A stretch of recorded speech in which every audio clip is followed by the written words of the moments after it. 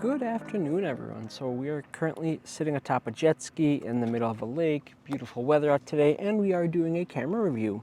We are reviewing the Zeiss Nettar. This is the 518-16. This is the 6x6 12 exposure roll, 12 exposures on a 120 roll of film. Currently, it does have film loaded into it, so it is what it is. This is the Novar Astigmat f4.5 lens on my model, a 75mm focal length. You can get this particular camera with a f6.3 lens, which I wouldn't recommend. I have one. They're sharp, but you need a lot of light for them.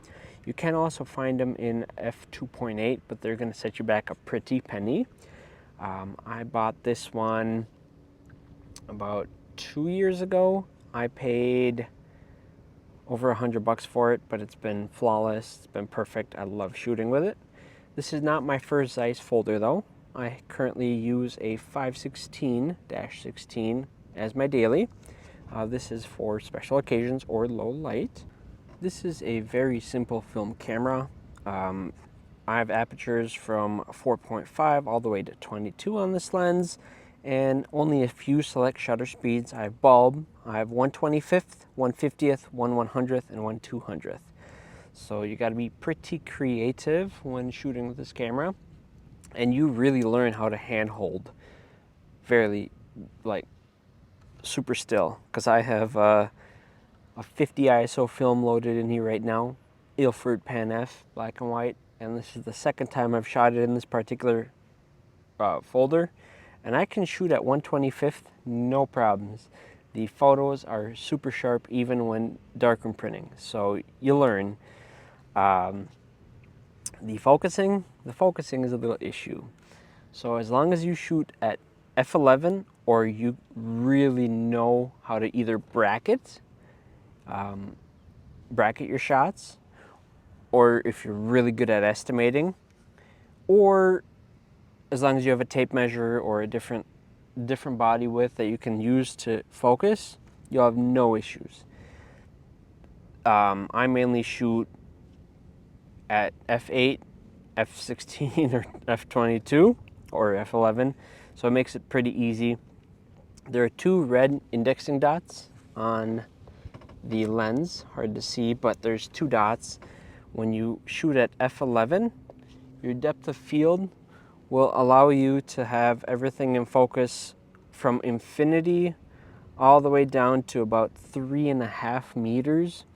So pretty much everything is going to be in focus. If you go to f16, you'll have almost everything in focus, even if you misfocus a little bit. Obviously not close distances, but for most things, which makes it an ideal shooter for street, as long as 3 meters. Estimate for 3 meters, put like 400 or 800 speed film in there at f11, f16, 1/100th, 1/200th of a second. You'll be peachy just fine, especially if you shoot like Tri-X with a lot of latitude and push. Perfect street shooter. Super silent shutter. This particular model has one of my favorite and not so favorite features combined in one. So in the viewfinder, which the viewfinder is a piece of glass, it's not connected to the lens at all, like with most folders. So what you see in the viewfinder is not what the lens sees. So if you're framing using the viewfinder, you're gonna have a bad day, bad time, because it's literally a piece of glass. So it'll get you close to what you want to see, but don't use this for, especially not focusing. It's not related in any way, but just don't assume this is a TLR with what you see is what you get. Not gonna happen. Yeah, this viewfinder on this particular model, it's not on the 517 or the 516 models to the best of my knowledge. This has a red flag in there. So as soon as you trip the shutter, I believe you push it all the way down, it trips the shutter from not being able to fire again. Meaning you get one picture per exposure.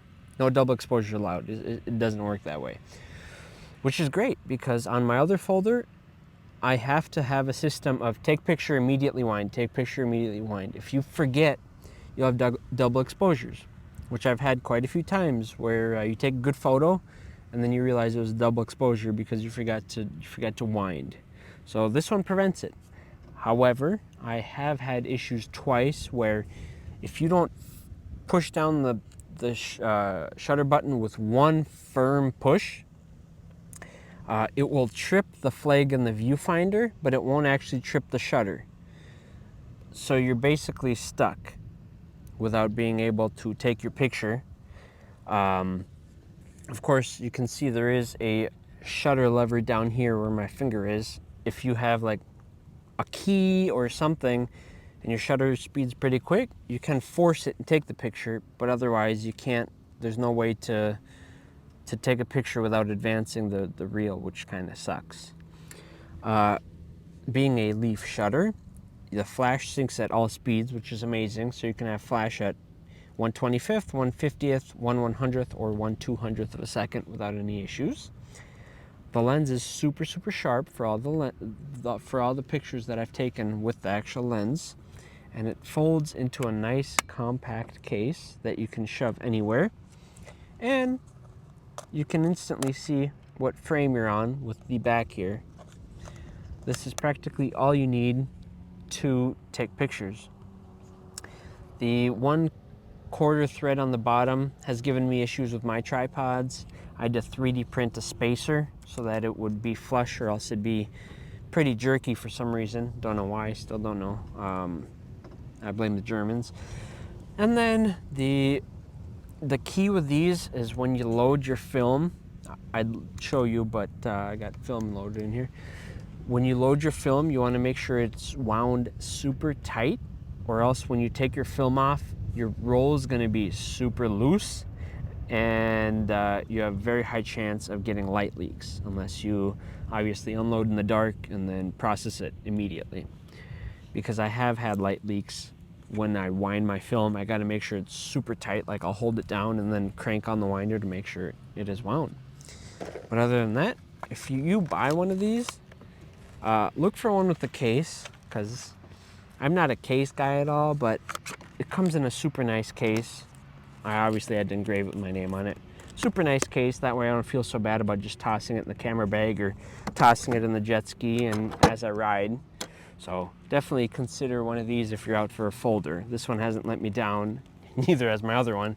They're just great, small, and really good image quality. I hope this helps you out when considering the Zeiss Nettar, especially this is the 518. I'll have a separate review coming for the 516 that I also own. Hope this helps.